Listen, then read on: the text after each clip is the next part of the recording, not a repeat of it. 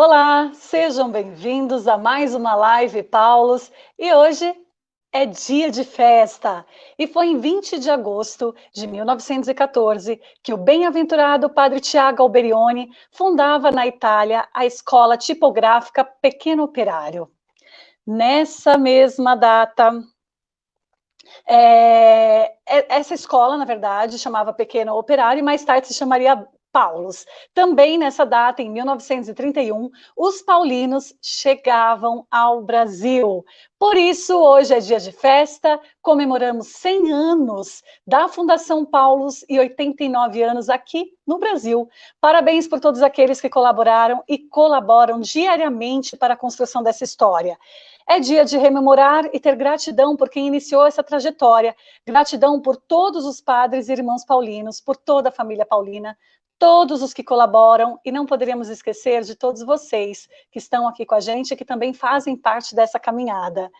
Não esqueçam, gente, hoje, em comemoração, nós temos 30% de desconto em todos os nossos produtos, exceto periódicos e os produtos importados, mas todos os produtos da marca Paulos você consegue adquirir hoje em comemoração aos 106 anos de fundação e 89 anos aqui no Brasil. Você consegue ter 30% de desconto nas nossas obras, tá bom? Então, aproveite! O dia de hoje é especial, teremos aqui Dom Edson Oriolo, que já está entrando também, juntamente com a minha parceira de trabalho, Cleane, para a gente bater um papo sobre patrística. Dom Edson já está entrando aqui. Cleane também. Então, sejam bem-vindos. Se você ainda não curtiu a página da Paulos, eu convido você a curtir, eu convido você a estar aí por dentro de toda a nossa programação, de tudo aquilo que a gente prepara com tanto carinho para vocês, tá bom? Compartilhe essa live, convide um amigo, convide uma amiga para poder aproveitar essa oportunidade de formação, mais uma vez, que a Paulos proporciona para vocês, tá? Então, estou aguardando a entrada de Dom Edson e da Cleane Santos, que já estão por aqui. Boa Dom Edson, que tarde. alegria, boa tarde. Boa tarde, Roberta. Uma grande alegria poder estar aqui novamente, participando, refletindo pontos importantes da nossa fé. Também o carinho com a Cleane é uma oportunidade de nós juntos usar desse meio que se chama, dessa plataforma, para aprender, conhecer as coisas e aproximar-se cada vez mais do próprio Deus. E também tantas pessoas que já estão entrando, acompanhando toda essa programação que já tem aí, já faz parte do cotidiano das pessoas, querendo conhecer as verdades de Jesus Cristo, as verdades da igreja e também as verdades do homem. Cleane, seja bem-vinda, boa tarde. Boa tarde, Roberta. Boa tarde, Dom Edson, todos que nos acompanham, né? Que Deus abençoe o nosso bate-papo. Dom Edson, então, hoje é um dia festivo para Paulos, né? Sim, todo dia 20, sempre a Paulos, além da festividade, concede um presente também para os seus clientes, né? Os descontos nas livrarias, as pessoas podem aí pedir para o site também, não só os livros, tantos livros, mas também os do Dom Edson Oriolo, né? Que tem aí na Paulos, Sim. alguns podem ligar, pode acessar o site e fazer o seu pedido aí, isso é muito importante. Especialmente hoje, dia 20 de agosto, né? Que é um marco para Paulos, você tem 30% de desconto. Bom, gente, o nosso tema de hoje é patrística. Hoje nós vamos falar sobre a construção da doutrina cristã por meio de grandes homens da igreja dos primeiros séculos. O cristianismo possui uma tradição de quase 2000 anos de história. Essa história não seria bem contada se não fossem os primeiros pais da igreja. A patrística compreende o período de 7 séculos depois de Cristo, após a Era dos Apóstolos. Quem está aqui conosco, então, é o mestre em Filosofia Social pela PUC Campinas e bispo da Diocese de Leopoldina, Minas Gerais, Dom Edson Oriolo. É isso aí, nós vamos tentar falar um pouquinho a respeito desta realidade, né? Como que a patrística, ela é muito importante na vida de todos nós. Eu lembrava, quando fui convidado a falar a respeito desse tema, que em 1986, chegando lá na cidade de Taubaté para participar do curso de teologia, 4 anos de teologia, a primeira aula inaugural foi do núncio da época, Dom Carlo Furno. E ele, dentre tantas coisas que ele falou, uma coisa muito importante que ele ressaltou foi o valor da patrística na vida do sacerdote, na vida da igreja. Eu, como estudante novo, sabia um pouquinho a respeito do que tinha estudado na filosofia, sobre a filosofia patrística.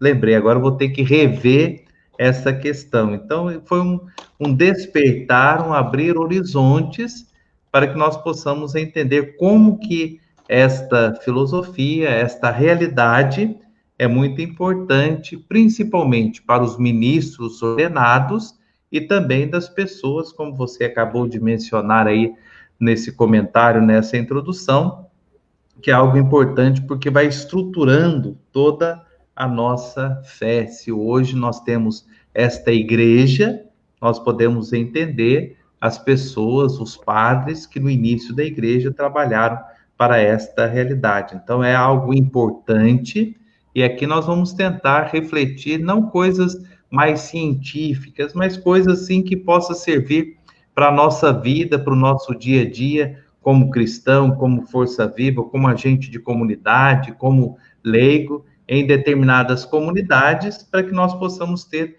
uma estrutura, principalmente neste mundo da contemporaneidade, onde nós recebemos muitas informações, mas quer queira, quer não, dentro da nossa fé, nós precisamos de ter uma estrutura. Então, a patrística, ela é importante porque ela vai solidificar toda a nossa vida, a nossa ação, nosso ministério, a nossa maneira de agir na Igreja de Jesus Cristo. Por isso que é um tema que parece que é um tema tão antigo, mas é um tema muito atual, né? E é aí que vem a dificuldade. Como que nós vamos fazer uma releitura desse tema dentro do mundo de hoje, na contemporaneidade, usando, porque os padres da igreja, eles não tiveram esse meio, essas plataformas digitais para lançar, para deixar o seu legado. Então, nós vamos voltar lá atrás e vamos tentar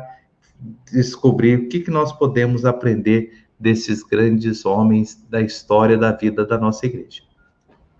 Sim, gente, para começar, Dom Edson, eu gostaria de destacar aqui 2 frases de São Gregório Magno e de Santo Agostinho, porque são nomes bem citados na área da patrística, tá bom? Vamos lá. São Gregório Magno diz assim: todo aquele que estuda para chegar à iluminação, à contemplação do sagrado, devia começar perguntando a si mesmo: quanto ama? Pois o amor é a força motriz da mente, que tira do mundo e inspira para o alto. Uma frase de Santo Agostinho: se não podes entender, crê para que entendas. A fé precede, o intelecto segue. Santo Agostinho. Sim, 2 frases assim muito pontual, né? 2 questionamentos. Eu gostaria de comentar estas 2 frases com o pensamento do próprio Santo Agostinho. Não vou fugir para outros lados, não. O próprio Santo Agostinho, ele tem uma questão muito importante, que ele fala do conhecimento e do amor e do conhecimento. Quanto mais a gente conhece, mais a gente ama. Quanto mais a gente ama, mais nós queremos conhecer. Então, eu acredito que nós podemos sintetizar isso daí, né? Da gente conhecer o estudo. São Gregório fala muito a respeito do estudo, do conhecimento, da capacidade, da compreensão, do raciocínio correto, e depois a respeito do verdadeiro amor, que todo o discurso de Santo Agostinho passa por aí. O próprio Papa Bento, se nós olharmos nos seus discursos, nas suas reflexões, um verdadeiro apaixonado por Santo Agostinho, né? Toda a sua vida, todo o seu estudo, ele aprofundou muito a respeito de Santo Agostinho. Até na renúncia do Papa, alguns meses antes, ele citou Santo Agostinho, debatendo no tempo dele, e muitas pessoas não perceberam que o Papa já estava colocando alguns sinais que ele iria renunciar, mesmo depois, quando ele esteve lá no túmulo de Celestino, quando ele colocou o palio, mas mostrando aí como que nós temos que conhecer. O conhecimento é muito importante em relação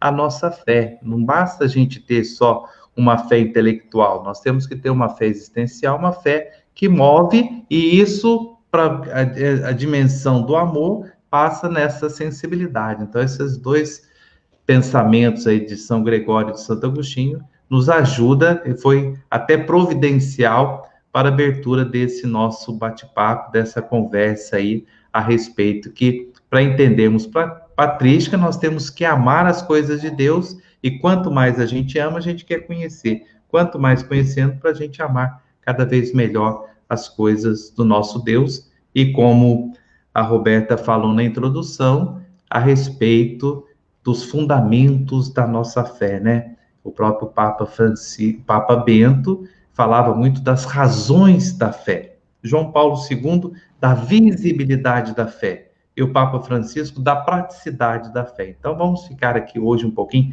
nas razões da nossa fé, daquilo que nós acreditamos, ter uma sensibilidade e saber.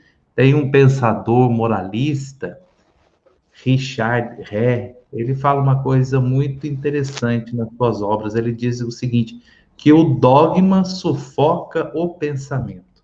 Eu acredito que não. O dogma ajuda a gente a compreender a realidade. A igreja tem muitos dogmas, e os grandes dogmas vieram pela reflexão, pelo conhecimento dos santos padres no início da igreja, nos primeiros séculos da igreja. Então, quanto mais a gente aprofundar, melhor para a gente crescer cada vez mais na nossa fé, e não que sufoca o nosso pensamento.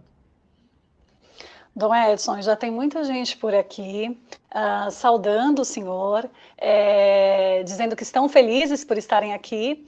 E para quem quer esse conhecimento que o senhor está falando, como que a gente pode explicar de uma forma simples o que é a patrística?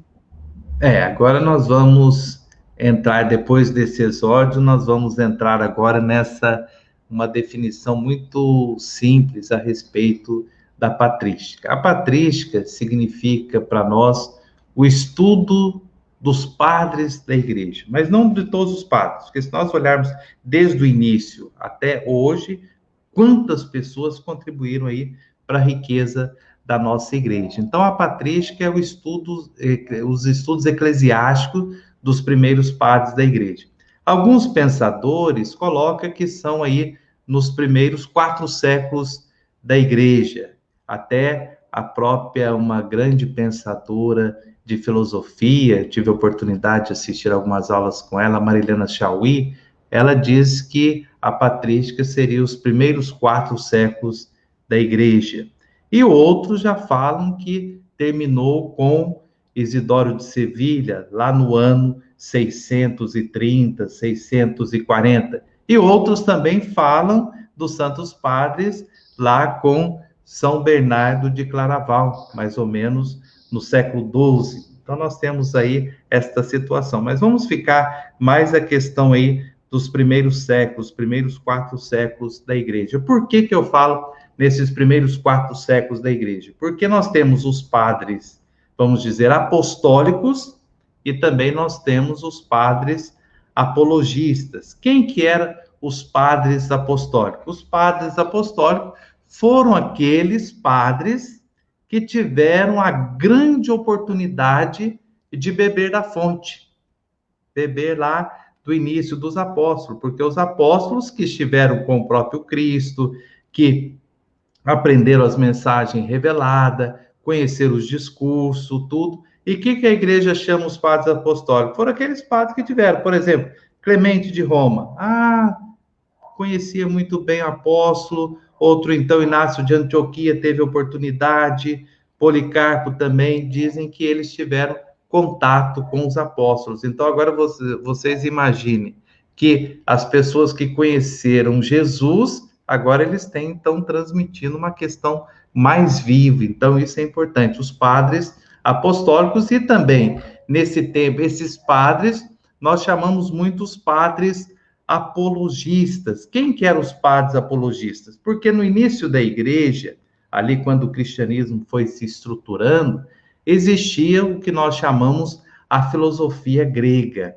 Os gregos pensavam, porque quando Jesus nasceu, então o pensamento, o conhecimento ficava na Grécia, a política ficava em Roma, ou a dimensão religiosa em Jerusalém. Os 3 grandes centros nós podemos sintetizar da época, né? E aí o que acontece? Os gregos, eles tinham muita influência. Então os gregos diziam que eram os pagãos. Então vamos dizer assim, a filosofia pré-socrática, os pré-socráticos, quem que era? Aqueles homens que tentaram definir a origem do mundo.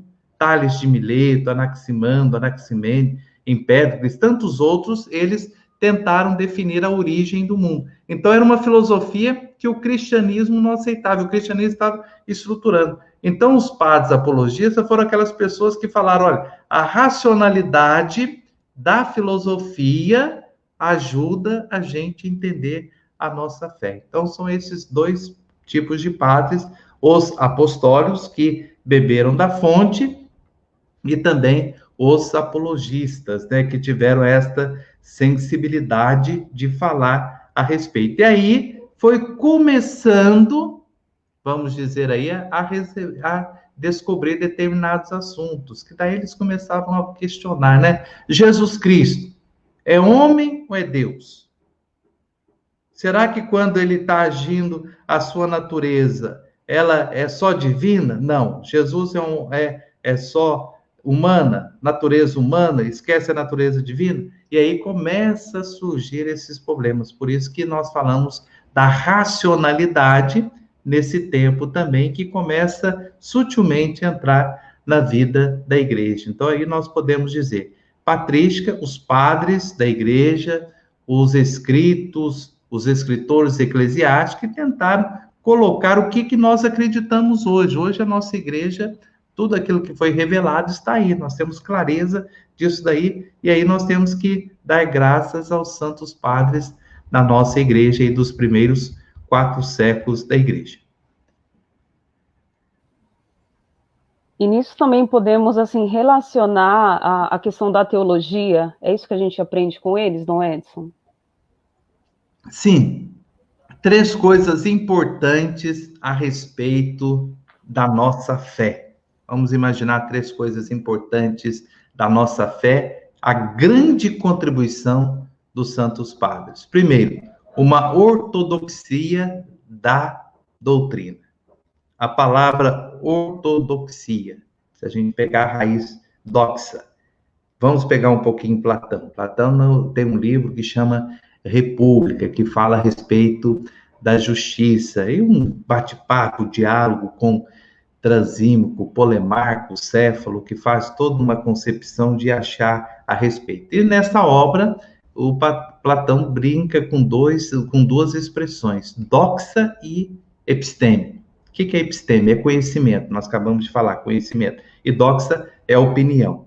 Então, ortodoxia, a opinião correta da doutrina. Então, nós precisamos de ter uma coisa bem correta, uma coisa clara a respeito disso. Nós temos que ter uma teologia. E aí que nós vamos entender um pouquinho, depois posso falar a respeito disso, dos primeiros concílios na igreja. Então, a ortodoxia tem que ter. Então, é uma coisa reta. Nós temos direcionado, eu sei o que é isso daqui. Então, eu vou professar a minha fé, eu tenho conhecimento, eu preciso de saber. Não é um devocionismo sem reflexão. Então, se eu acredito, se é Deus, por exemplo, podemos dizer aí a respeito da Trindade. Vamos dar um exemplo aqui da Trindade. A nossa Trindade, os santos padres refletiram muito a respeito da Trindade. O Pai, o Filho e o Espírito. Então, o que vem a ser isso daí? Então, existe uma comunhão entre os 3. Olha para vocês perceberem uma coisa que acontece muito nas nossas paróquias, nas nossas igrejas, que é falta dessa ortodoxia da doutrina, que os santos padres lá já falavam, quando nós invocar a Santíssima Trindade, vamos tomar consciência e cuidado para não usar a preposição errada. Em nome do Pai, e do Filho, e do Espírito Santo. Correto? Parece que vocês ficaram em dúvida, Cleânia, Roberta fica em dúvida. Não, não, é isso mesmo. A Santíssima Trindade, estamos ouvindo a Santíssima Trindade. Então, hoje no Brasil tem uma música que diz assim, eu não vou cantar, né? Em nome do Pai, em nome do Filho, em nome do Espírito. E isso, quem estudou patrística vai falar, isso chama panteísmo. O nosso Deus não são três deuses. Então, olha a questão da Trindade. Então, nós temos que entender essa questão clara. Ou então, às vezes, tem gente que fala assim, vamos invocar em nome do Pai, da Mãe, do Filho e do Espírito Santo. Está errado. Então, falta uma clareza no que significa. E os santos padres já diziam, cuidado com... Opa, Dom Edson.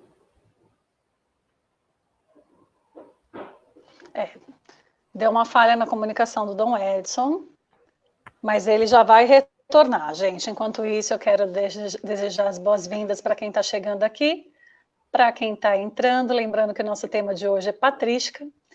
E olha, Cleane, Minas Gerais está aqui em peso, viu? Sempre acompanhando aqui alguns comentários.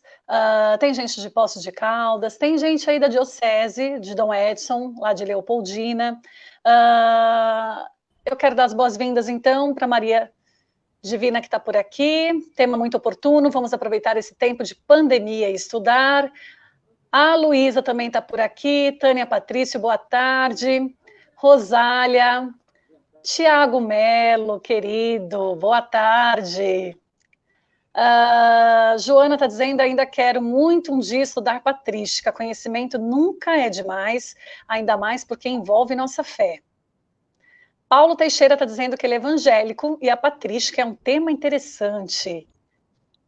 Estou dizendo aqui, Dom Edson, que Minas Gerais está em peso aqui, viu? Eu estou pensando aqui que Jesus, que os padres da patrística não tinham internet, não ia ter esse problema, essa dificuldade de sair fora do ar, né? Mas faz parte. Vamos pedir a intercessão dos padres da patrística para que não possa acontecer isso novamente, né? Tá bom? Sim. Então, como eu estava falando, né, a respeito da Trindade. Então, a Trindade, ela tem um aspecto, isso é dos Santos Padres, a Trindade, ela pode ser a Trindade imanente e a Trindade econômica. O que é a Trindade imanente? Nós não separamos o Pai, do Filho e do Espírito. E a Trindade econômica, quando nós separamos, como a Cleane mencionou. Primeira coisa é essa questão da ortodoxia da doutrina. Isso ajuda, gente, a própria história da igreja mostra isso para nós. Depois, uma coisa que a patrística nos ajuda muito é a respeito da santidade pessoal.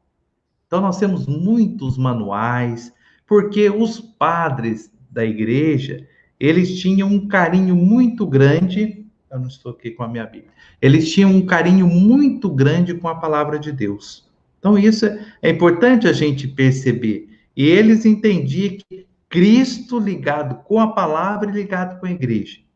E nós, naquela época, não tinha a questão da hermenêutica, que é a ciência da interpretação. Não se falava isso a respeito dessa situação. Então, mas eles tinham um carinho muito grande. Então, e hoje a gente entende que uma busca, uma maneira, e isso os documentos da igreja vêm falando muito bem, tanto desde o Papa do Concílio Vaticano II, e agora principalmente com a grande conferência de Aparecida, que a Bíblia é uma maneira de nos levar à santidade. O próprio Papa São João Paulo II, na Reconciliação e Penitência, ele abriu espaço para a gente refletir sobre as duas mesas, né? A mesa da palavra e a mesa da Eucaristia. Então, a mesa da palavra é uma maneira da gente buscar cada vez mais a santidade. E outra coisa que os padres da igreja, mesmo lá, os padres apologistas, eles queriam a comunhão da igreja, isso que é muito bonito. A catolicidade, a apostolicidade, a unidade da nossa igreja. Então, muitas coisas que nós temos hoje, que a igreja às vezes defende, que o mundo apresenta como coisas erradas, mas nós voltarmos um pouquinho lá nessas interpretações. Então, essas três coisas importantes: a ortodoxia da doutrina, uma doutrina correta, a santidade pessoal dos santos padres, por isso que nós falamos santos, a igreja fez questão de colocar no altar, e esta comunhão, essa intimidade com a igreja. Edson, vamos falar um pouquinho sobre o concílio na igreja? A gente já havia citado, você poderia falar um pouquinho sobre isso?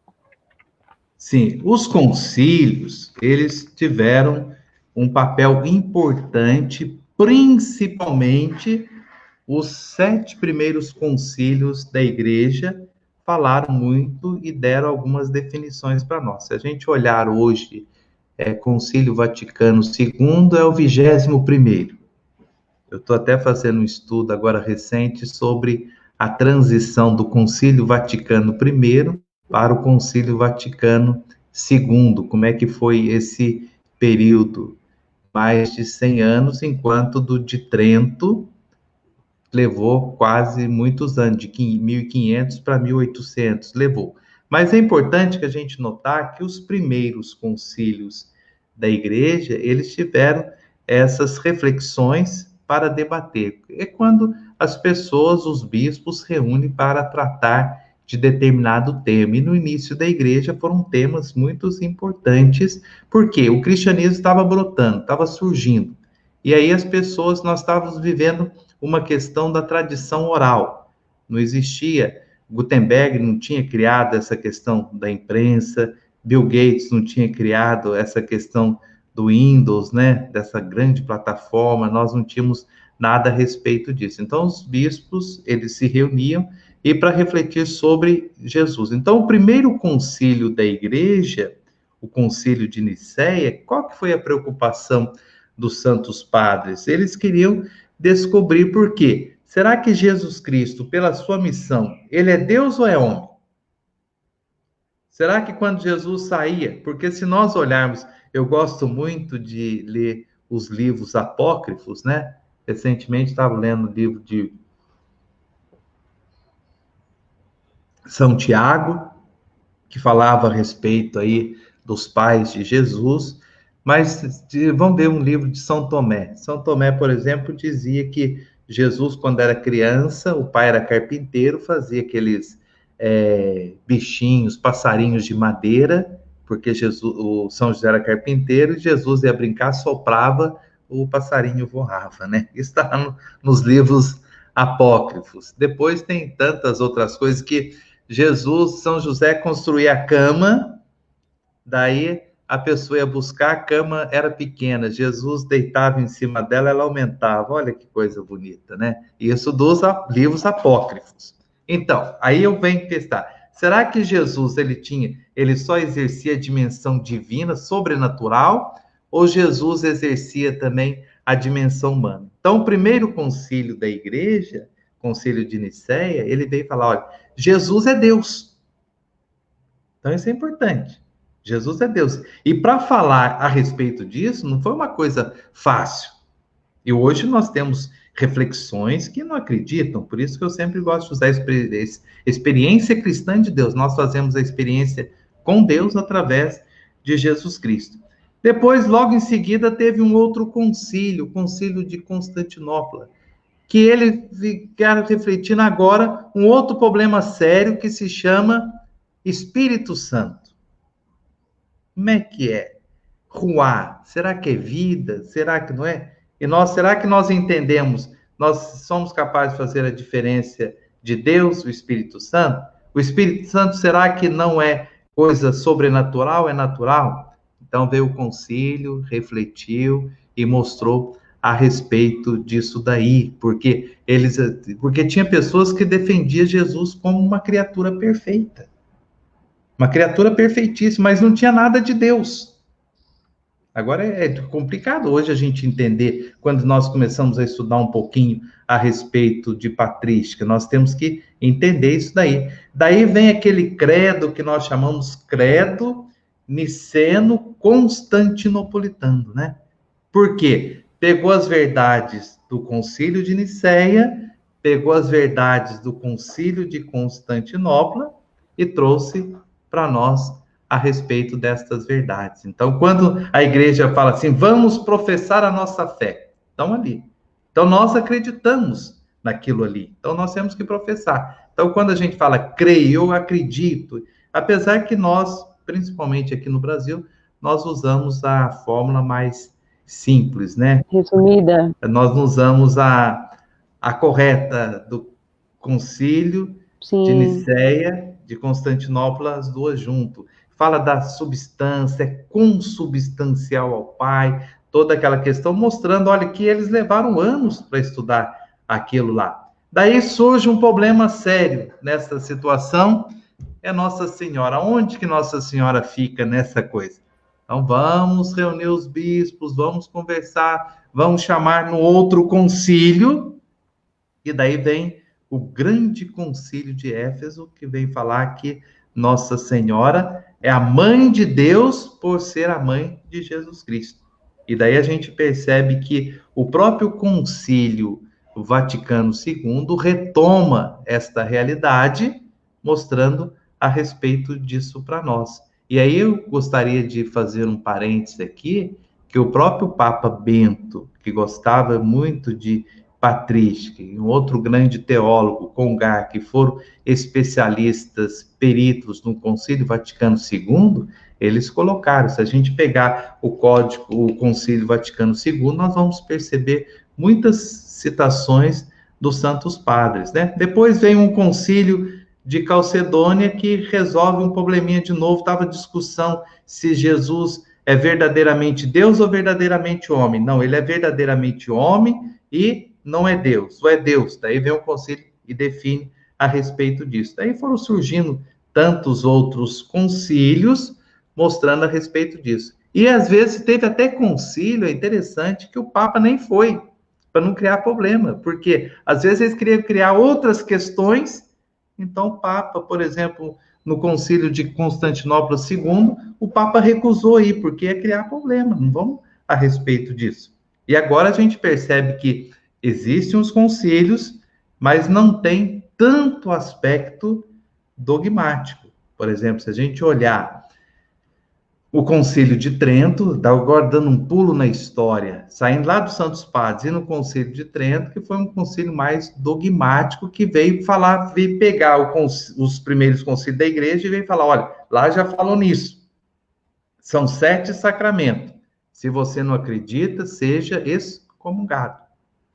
Daí resolve, põe a coisa na linha, daí nós tivemos o Concílio Vaticano I, que começou e não terminou, quando o Papa João XXIII, ele chama atenção para o Concílio Vaticano II, foi uma ousadia. Esse Papa foi além do que se pensava. Ele não só iniciou um, mas ele encerrou um que não terminou, por causa da guerra, por problemas sérios que aconteceram a respeito disso. E aí, só que o Concílio Vaticano II, que nós somos frutos desse concílio, eu gosto muito de conversar, às vezes, com padres que viveram o concílio, porque a gente que estudou, a gente tem a questão do estudo, mas os que viveram é uma experiência totalmente diferente, aquilo que nós falamos aí do Santos Padres, beberam da fonte, sabe a história, por exemplo, não sei se as duas aí, a Roberta e a Cleane, são mães, mas mães, se a gente perguntar, ela sabe da história do filho,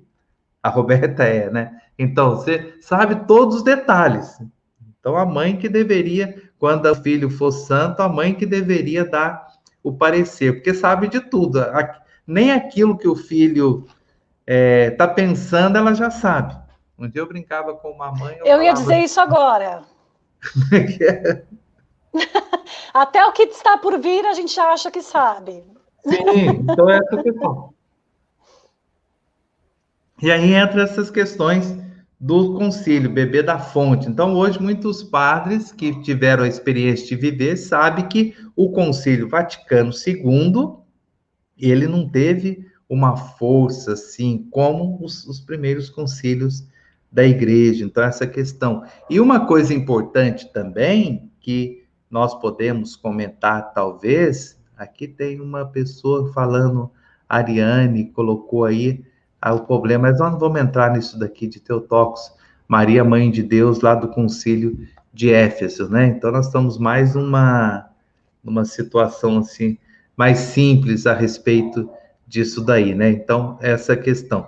Mas o que eu estava falando mesmo é que nós vamos ver como que algumas pessoas influenciaram, principalmente dos santos padres, que nós não temos muita literatura, mas tem Gregório Magno que fala a respeito disso, que os santos padres tinham um carinho especial muito com a questão pastoral, que a gente fala muito na igreja hoje. A questão pastoral, essa dinâmica da ação, vamos buscar conselhos. Tem até um livro, eu não vou mostrar a editora, eu vou só mostrar o nome, que chama, até trouxe aqui, não sei se dá para ver. Lecionário Patrístico Dominical. É interessantíssimo. No Brasil é o único que tem, nós não temos isso daí. O que esse diácono fez? O que pegou? Ele pegou textos dos santos padres e dentro do Evangelho do Domingo. Então, por exemplo, como a Paulus tem aí a revista Vida Pastoral, reflete sobre determinados, mas ponto de vista de uma exegese, um ponto de vista pastoral bíblico. Então, aqui nesse lecionário patrístico, coloca assim, o que os santos padres falaram sobre determinado tema. Então, por exemplo, nós vamos pegar o próprio domingo, próximo domingo é sobre Pedro, como recebe o poder das chaves.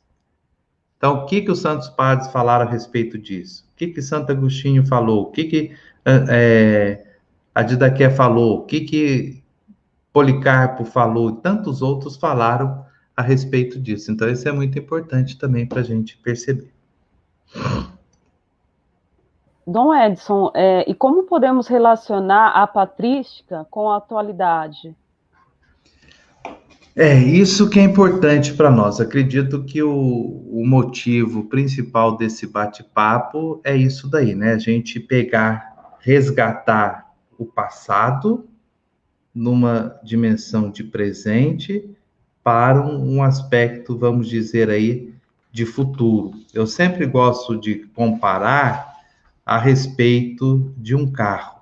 A vida da gente, a vida da igreja, tudo.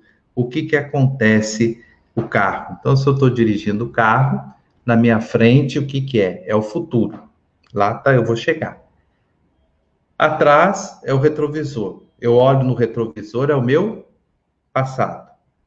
E eu estou aqui dirigindo, é o presente. Eu não posso ficar olhando só lá na frente, porque eu não vou chegar. Eu não posso ficar olhando só no retrovisor, só atrás. Eu não consigo. E eu não posso ficar preocupado só ali com a embreagem, o freio, ou então se for carro automático. Então tem que ter essa logística. Presente, passado e futuro. Passado, futuro e presente, essa dinâmica. Então hoje, para nós, nós estamos na nossa igreja. Nossa igreja é uma igreja com o Papa Francisco, uma igreja em saída, quer ser uma igreja mais ousada, quer ser uma igreja da evangelização, quer ser uma igreja da palavra, uma igreja da Eucaristia, uma igreja que cuida do seu rebanho, do seu redil. Então, nós queremos ser essa igreja. Porque nós queremos chegar na pátria definitiva. Vamos dizer que a nossa vida é um lento amadurecer para a eternidade. Nós viemos de Deus e estamos voltando para Deus. É a nossa caminhada, é um lento. Nós estamos fazendo a história aqui. Nós queremos viver. Nós não queremos estar lá rápido e nem estar para trás rápido. Nós estamos fazendo isso daí. Então, nós temos que ir. E aí que nós vamos pegar os santos padres, que eles tiveram uma coisa muito importante de como fazer a experiência. Eles tiveram contato com a fonte. Então, coisas boas que muitas coisas não chegam a gente, não chegaram até nós. Mas eles escreveram, deixaram aquela riqueza. E aí a gente acredita o quê? No Espírito de Deus. E umas coisas importantes que os santos padres lá no nosso passado, eles defenderam, eles trabalharam. Primeiro, a questão da unidade da igreja. Hoje esse vírus parece que está colocando a igreja em divisão. Então vamos falar hoje. O que nós vamos ver? A unidade da igreja. A questão pastoral. A questão da fidelidade da nossa fé. Nós temos que ter parâmetros. Então, por exemplo, eu acredito na moral sexual da igreja, mas na moral social eu não acredito. Eu acredito na moral social da igreja, mas na sexual ou ao contrário. Então a gente tem que saber que é um todo. E aí os Santos Padres, assistido pelo Espírito Santo, vai nos ajudar. Por exemplo, a questão dos sacramentos. Há muita coisa bonita dos Santos Padres sobre os sacramentos. O que são os sacramentos? Os sacramentos é uma maneira que nós temos para fazer a experiência do encontro com Deus. Papa Leão I, agora eu não lembro de que ano que ele é, mas ele tem resquícios, mas outros papas talvez poderia ter pensado nisso. Leão I eu não lembro, mas ele diz uma coisa interessante, que é fruto, que hoje nós não temos Jesus andando pelas ruas e nem aparecendo durante a noite. Mas a gente faz a experiência do encontro com Deus através de Jesus pelos sacramentos.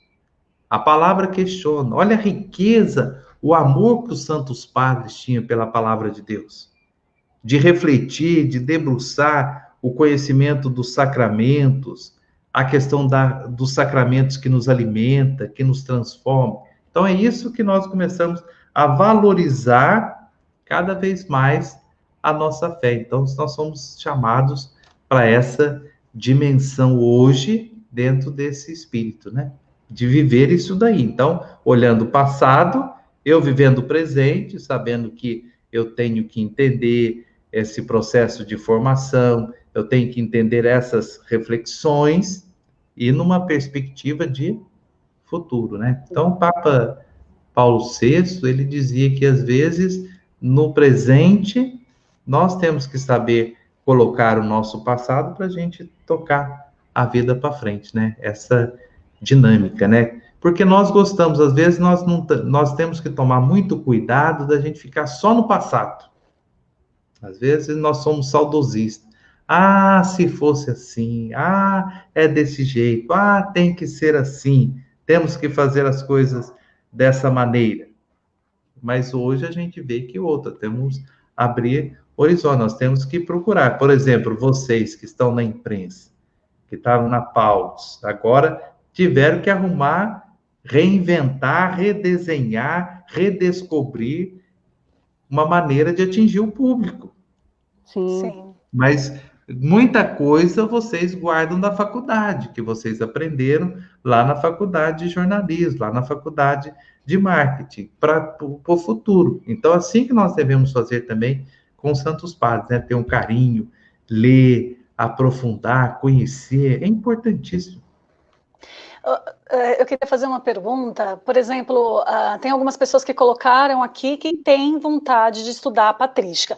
Nós vamos até incluir aqui algumas sugestões de leitura para vocês, até mesmo porque hoje nós temos um desconto importante que dá oportunidade para que você possa se aprofundar um pouco mais. E aí nós temos os Santos Padres, está aí para vocês, ó, a patrística de São Gregório Magno, com 30% de desconto, e todos os nossos livros, eu tenho uma aqui também que eu posso mostrar para vocês. Consegui enquadrar? Orígenes, é importante também. Orígenes foi um dos apologistas, né, que tentou, através da racionalidade, colocar o pensamento cristão. E essa coleção que a Paulo traduziu, ela é muito interessante. E são vários, né? Eu acredito que tem mais de 30, né?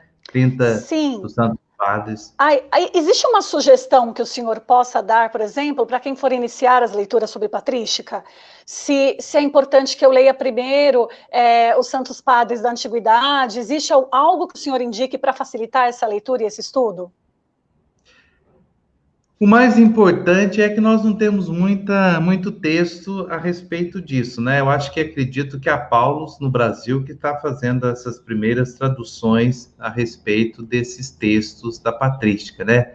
Mas se pegar um padre, por exemplo, Adidaqué, ou então Policarpo de Esmina, ou Clemente de Roma, Clemente por causa de ser de Roma, isso é importante a gente entender que os santos padres são sempre ligados disso. Ou então, se quiser, nós falamos aí de Santo Agostinho também, né? Só ler o Papa, os discursos do Papa Bento, que eu gostava muito quando ele fazia aquelas catequeses, ele coloca muito Santo Agostinho, dá muito exemplo a respeito de Santo Agostinho, né? Então tem isso daí, mas qualquer coleção a gente entender, o importante é a gente entender, é o início da nossa igreja. A nossa fé está estruturando. Eles tinham essa preocupação de escrever para deixar, mostrar a unidade da igreja, a questão da ortodoxia, a questão da santidade.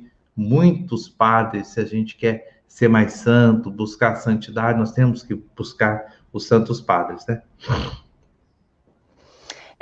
Antes, Cleane, de você dar continuidade às perguntas, eu só queria, então, ver quem está por aqui participando com a gente, dar um oi, então, nós temos algumas pessoas de Minas Gerais, que é de Poços de Caldas, Pouso Alegre, temos aqui, cadê? A irmã Luísa, que é lá Tem uma do Sul, está aí, falando, participando conosco. O Sérgio está fazendo uma pergunta. O senhor falou sobre a fidelidade à fé. Isso consistiria no sentido de pertencimento? Fidelidade. O que é a fé? A fé é uma comunhão com Deus, comunhão com Cristo. Então, quanto mais, às vezes as pessoas falam assim, eu perdi a fé. Mentira, ninguém perde a fé. A fé é um dom, é um presente de Deus. Nós somos chamados a crescer na fé. Vamos dizer aí, uma maneira de crescer na fé é estudar os Santos Padres. Vai mostrar pistas para a gente viver bem, essa pertença cada vez mais. Isso que ele colocou, isso é muito importante também, né?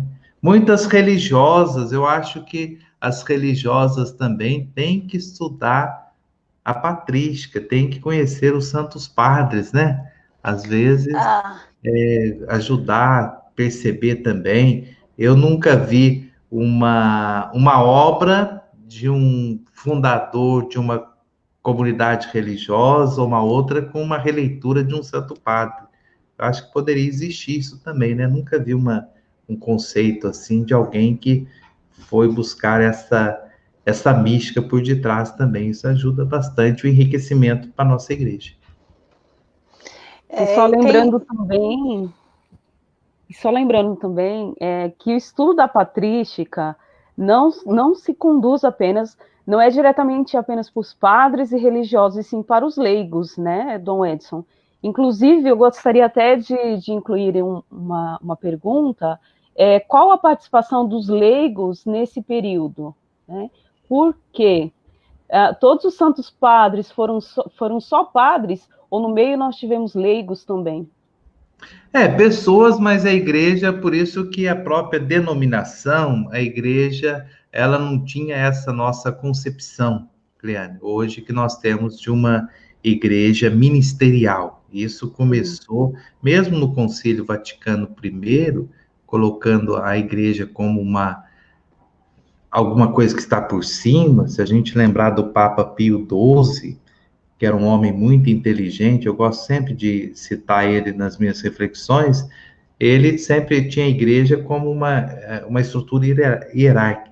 Agora que a igreja vem mostrando a participação do fiel leigo dentro da vida da igreja. Então, quando se fala, é mais voltados para eles mesmos, né? Porque às vezes poderia dizer que uma reflexão diferente, não pensa como a igreja. E hoje o bonito da nossa igreja é que nós temos muitos teólogos que não são do ministério hierárquico. Isso é uma riqueza muito grande. Então, acho que é um espaço para os leigos. Por exemplo, isso que nós estamos fazendo, um bispo conversando com duas leigas dentro de uma situação, debatindo, refletindo. Se a gente olhar na história da igreja, aí seria uma coisa impossível, inviável. Então, hoje a gente já percebe que a nossa igreja tem esta abertura de reflexão. Até o próprio Papa Francisco colocando pessoas, não só leigos, mas do sexo feminino, mostrando, ajudando também na reflexão. Vocês vão ter aí daqui a pouquinho, eu acho, que uma teóloga, né, do Rio de Janeiro. Sim, Então, isso é uma coisa muito bonita na vida da a Maria igreja. Clara Bigmer falando sobre Sim, no mística. passado não se falava a respeito disso, uma teóloga leiga.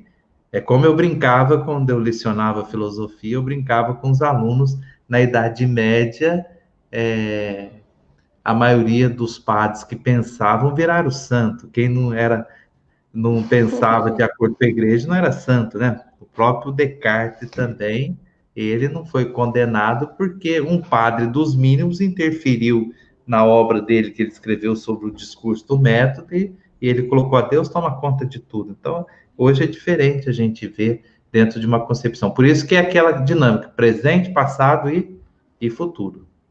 Dom Edson, eu só queria fazer uma observação. O senhor está aqui conversando com duas leigas, né? Aqui, os internautas, a maioria são pessoas da nossa igreja, mas também o Paulo Teixeira deixou aqui uma observação que ele é evangélico e se interessa muito por patrística, e nós temos aqui também o Roberto do Amaral Silva, que é pastor batista e apaixonado por patrística. Sim, isso é importante. Eu conheço um pastor também, amigo, que a gente discute muito a respeito desses temas também. Isso é importante, porque a patrística, ela coloca clareza nas nossas reflexões, para a gente não ficar com achismo hoje.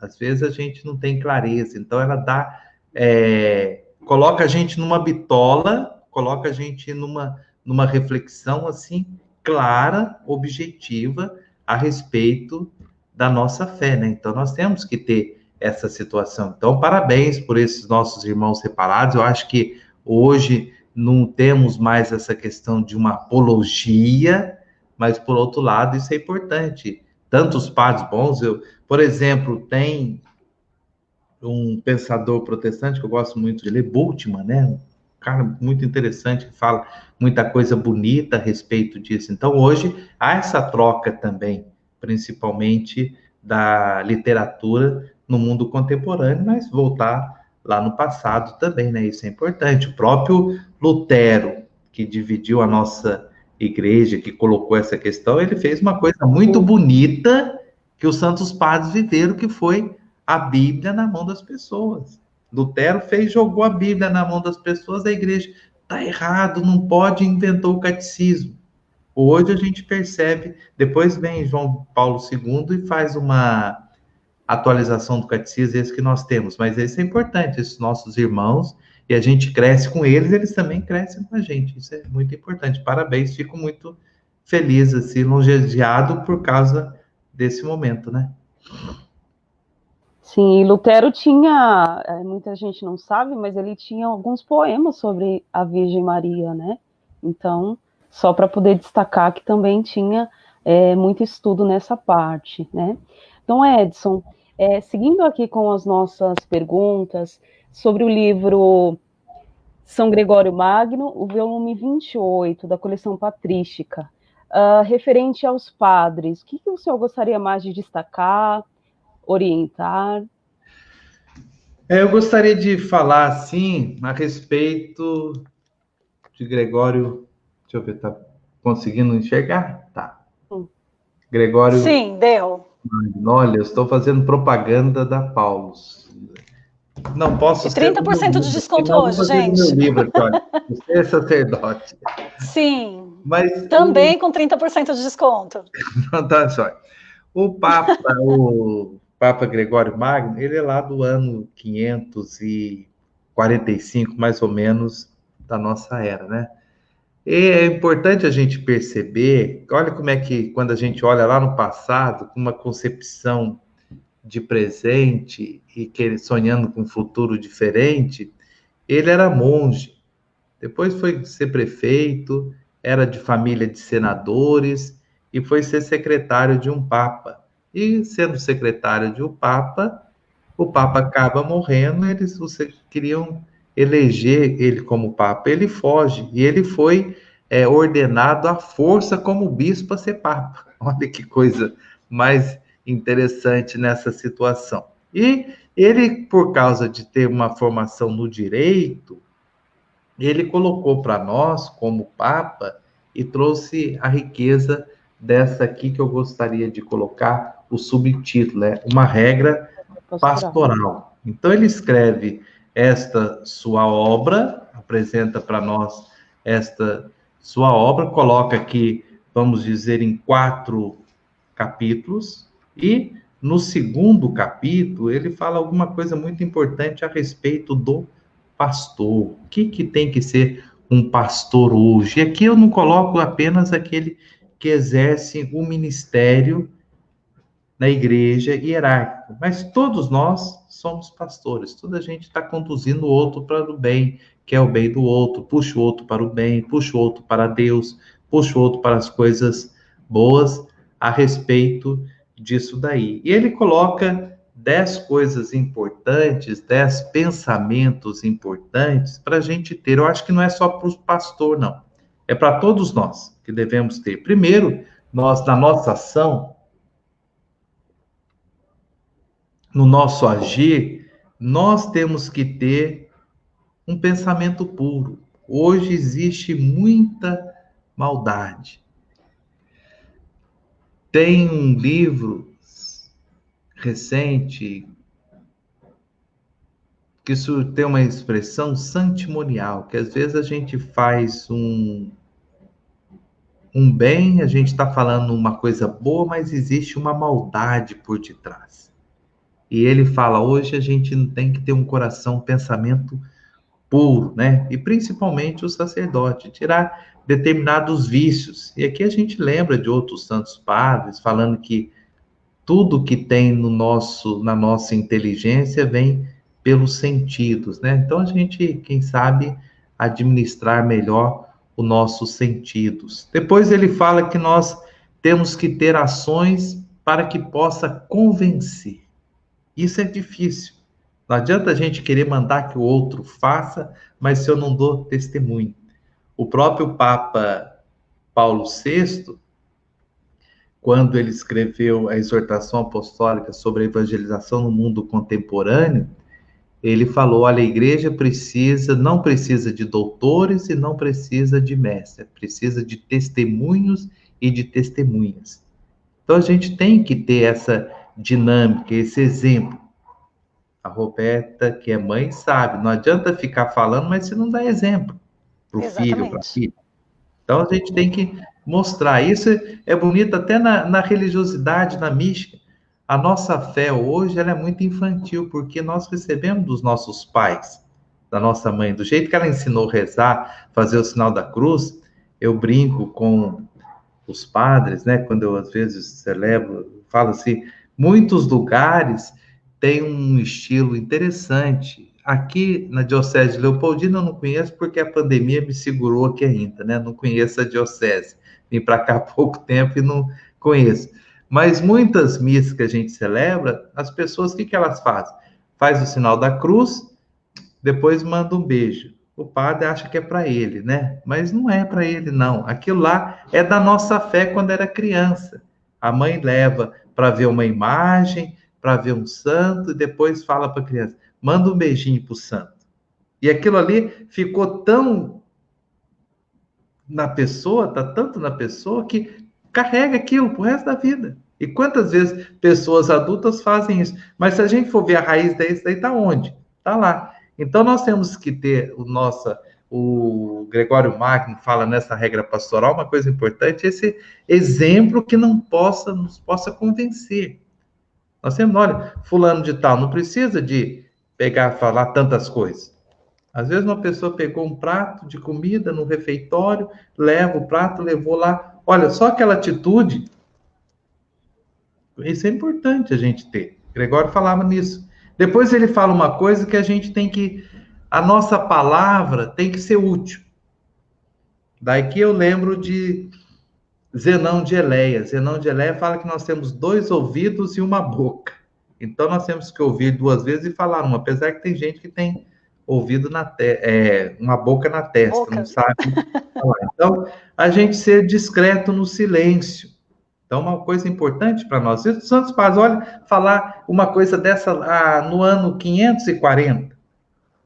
Olha como é que a coisa é atual. Da gente ser silêncio, guardar silêncio, as questões, da gente saber. Depois ele fala também da sensibilidade do carinho que nós temos que ter com as pessoas. Então, o respeito, a educação, o abrir a porta, o escutar o sofrimento das pessoas. Porque hoje nós queremos falar. Então, a pessoa está contando uma história, a gente já está pensando na resposta. Então, nós temos que entender tudo isso daí, da gente ter essa sensibilidade. Ser humilde. A humildade não é ser bobo. Uma coisa é ser bobo. Está escrito bobo, outra coisa é ser humilde. Saber o jeito, a postura, tantas coisas, principalmente nós que somos seres intersubjetivos, estamos relacionando uns para com os outros também. Que as nossas ocupações externas não enfraqueçam a nossa vida interior. Olha que coisa interessante. Que as nossas ocupações externas, porque nós hoje estamos nesta era do fazer. Há poucos dias participava de uma live, falava que hoje não é tanto fazer, com essa onda que nós estamos, é do parecer. Então, hoje nós queremos parecer na mídia. Quantas curtidas, quanta não sei o quê, tudo isso daí. Mas cuidado com isso, que essas ocupações exteriores vão existir, mas que não enfraqueçam o nosso interior. Caráter, personalidade. Eu aprendi isso daqui. Então, isso é importante a gente entender também, que nós devemos não querer agradar as pessoas. Às vezes a gente quer agradar o outro, quer agradar, mas a gente perde até o próprio caráter, a nossa dignidade. E às vezes a gente tem até vergonha de ser bom. Depois também nós devemos saber que os vícios muitas vezes aparecem como virtudes. Nós temos que tomar cuidado com isso. Porque às vezes a coisa a gente faz tanto daquele, eu sou sem educação sempre, que aquilo lá passou a ser uma virtude. Lá vem fulano, mas ele é daquele jeito mesmo, ele é estúpido. Então nós temos que entender isso. E sermos prudentes. E, principalmente, no capítulo aí, o Papa Gregório Magno fala uma coisa muito interessante sobre que a gente deve ter um carinho especial para com a palavra de Deus. Acho que é o mais importante. Uma coisa que nós podemos, como conclusão de santos padres, os padres da igreja, os escritos dos primeiros padres, a gente ter um carinho especial para com a palavra de Deus.